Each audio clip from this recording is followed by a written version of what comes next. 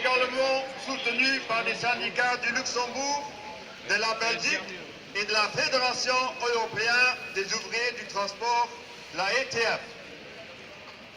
Ainsi, nous nous mobilisons ensemble contre toute privatisation et dumping social dans le secteur ferroviaire en Europe. Nous exigeons des conditions de travail correctes, un emploi garanti et un service au public de haute qualité.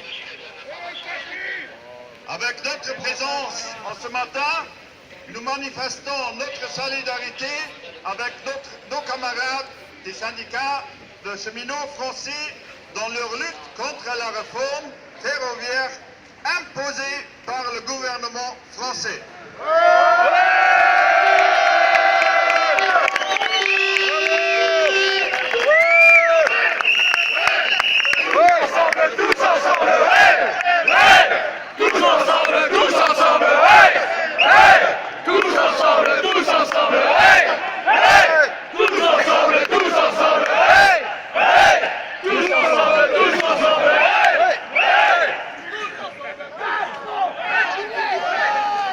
Par cette lutte, les cheminots français ne défendent pas seulement leur statut, mais aussi celui-là de tous les services publics en France et toute l'Europe. Évidemment, les gouvernements européens suivent attentivement la situation en France. Le risque de s'inspirer au mauvais choix des autres gouvernements est donc réel. Tous ensemble, nous devrons nous engager pour garder les chemins de fer dans les mains du public.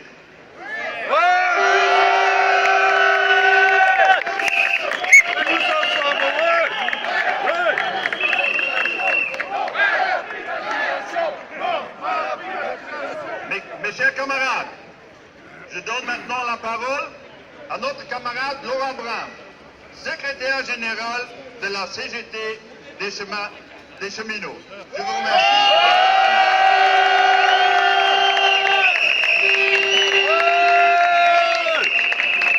Chers camarades, chers collègues, depuis ce matin, le Conseil de l'Europe sur les transports, les télécommunications et l'énergie se réunit derrière nous, ici à Luxembourg. Il rassemble les ministres des pays membres, dont la ministre française des Transports, Elisabeth Borne.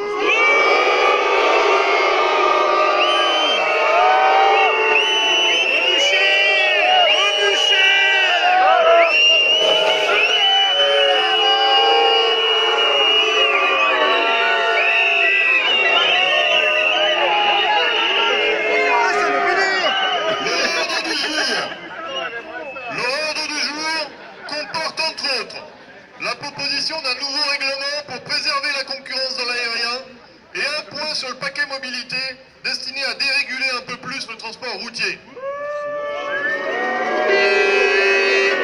Comme vous le voyez, l'Union européenne poursuit son travail de destruction des règles protégeant les salariés afin de favoriser le dumping entre les différents modes de transport et à l'intérieur même de chaque mode de transport. Aujourd'hui également, les cheminots français commencent leur 14e séquence de grève contre le pacte ferroviaire.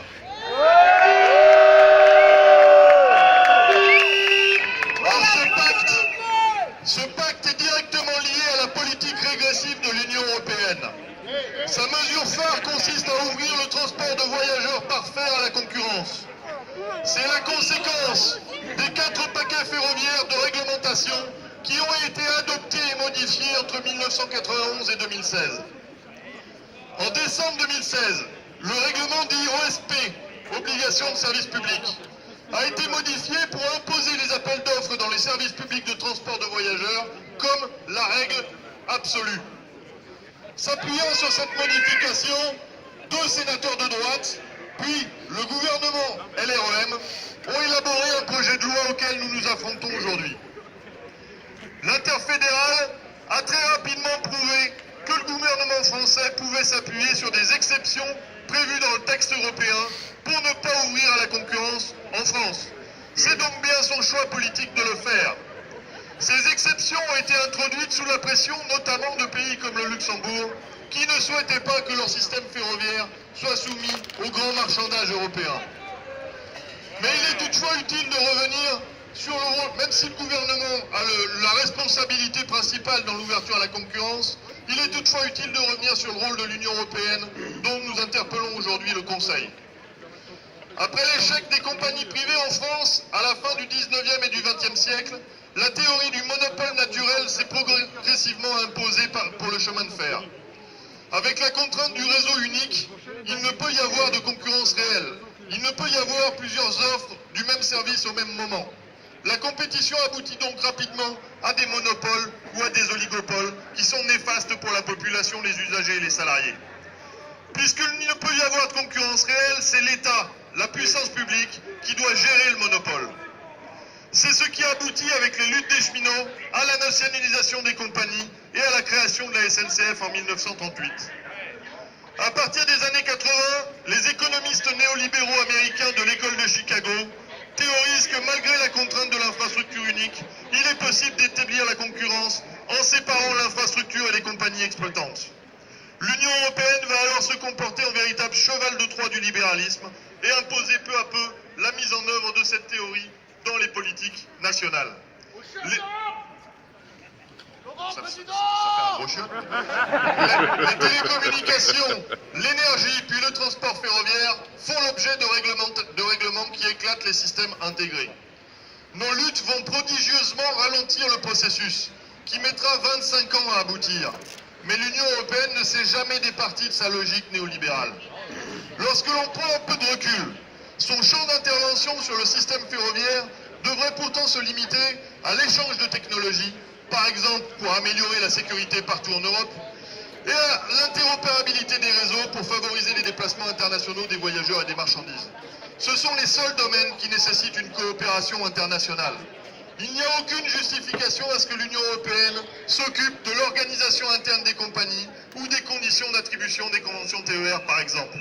Le premier message que nous pouvons donc envoyer au Conseil, c'est mêlez-vous de ce qui vous concerne et foutez-nous la paix.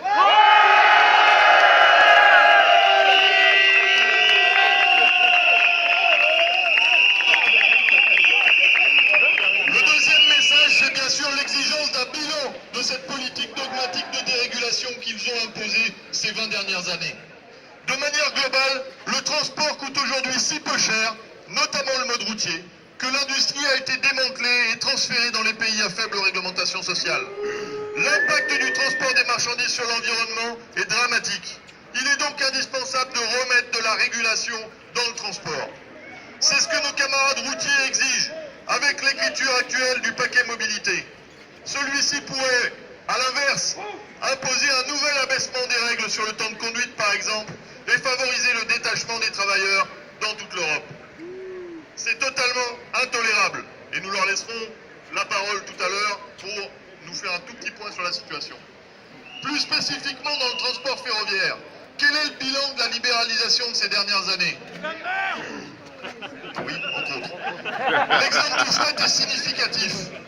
10 ans après la mise en concurrence, l'ensemble des compagnies publiques ou privées transportent 30% de marchandises en moins que la seule SNCF en 2000. En confiant les arbitrages au marché et à la concurrence, l'État s'est totalement privé d'outils de politique publique. Le mode ne progresse plus du tout au détriment de l'environnement. Et bien sûr, socialement, la casse de l'emploi à la SNCF et la pression sur les droits sociaux dans les compagnies privées montrent que le dumping social est le seul résultat tangible de cette libéralisation. La situation est très similaire partout en Europe.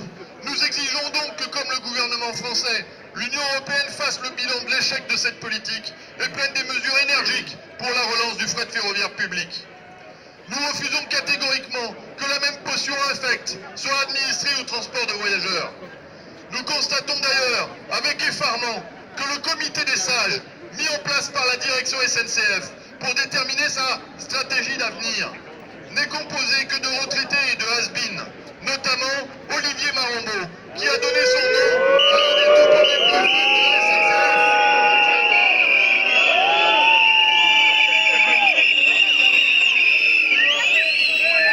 Rappelons la logique du plan Marombeau pour le fret qui a été voté en 2007. La logique du plan Marombeau pour le fret, c'est l'abandon du wagon isolé, la fermeture de 262 gares fret L'argument étant, comme pour les petites lignes aujourd'hui, la faible activité de ces gares. À l'époque, on nous vantait également l'efficacité des modèles étrangers, plus efficaces que nous, sur lesquels il fallait se caler avec cette réforme. Nous savons évidemment ce qu'il en est advenu et la catastrophe que cela a représenté pour le fret ferroviaire. Décidément, les capitalistes n'ont pas beaucoup d'imagination et ressassent en permanence les mêmes mensonges qu'ils nous resservent aujourd'hui pour le transport de voyageurs. Ils comptent sur la faible mémoire des salariés. Mais ceux qui se syndiquent, qui s'organisent justement pour se rappeler et pour combattre, ne sont pas dupes. Après 27 jours de grève, le plus long mouvement social de l'histoire récente de la SNCF, la résistance est toujours debout, fière, déterminée et combative.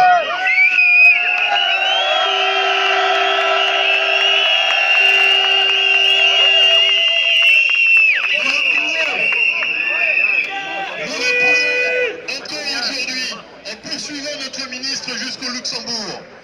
J'en profite pour remercier nos camarades luxembourgeois qui nous ont aidés à monter cette initiative et qui nous ont accueillis. Je remercie également la présence des camarades belges.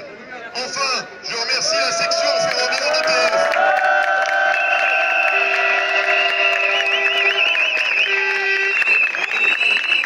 Qui a appelé à la solidarité avec le mouvement des cheminots. 27 jours de grève, 10e semaine de conflit, et nous restons actifs et mobilisés chaque jour. Ceux qui tablaient sur l'effondrement du mouvement après le vote au Sénat en sont pour leurs frais. Ceux qui pensaient avoir plié le match, comme ils l'ont écrit dans tous les journaux, vont devoir revenir à la réalité. Les cheminots ne lâcheront pas le gouvernement. Il devra reculer.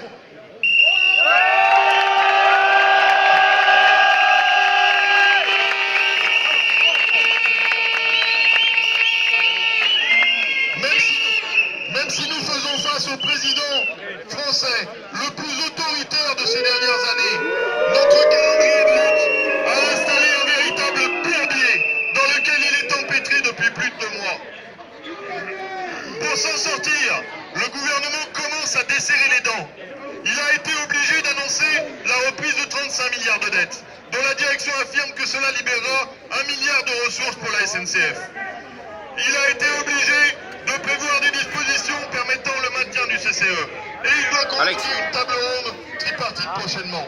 Mais il va nous falloir encore pousser pour obtenir réellement gain de cause sur nos revendications. Ce gouvernement est dur. Il casse les droits des étudiants, il casse les droits des salariés, il casse les droits des chômeurs, il attaque les retraités. Mais avec les cheminots, il est tombé sur un os. Redoublons d'efforts pour convaincre nos collègues de rester ou de revenir dans la grève. Montrons que les votes à l'Assemblée ou au Sénat ne changent rien. La prochaine séquence de grève, des 12 et 13 juin, doit nous permettre de faire à nouveau mentir les commentateurs, en faisant remonter massivement la participation, notamment la journée du 12, journée baptisée de colère cheminote. On n'a rien volé, nous. Alors nous voulons conserver nos droits sociaux, nos emplois, notre entreprise publique et notre service public. Le gouvernement joue l'intransigeance, teste notre unité. Alors soyons au rendez-vous pour lui montrer que les cheminots sont fidèles à leur tradition de solidarité et de résistance. La lutte continue!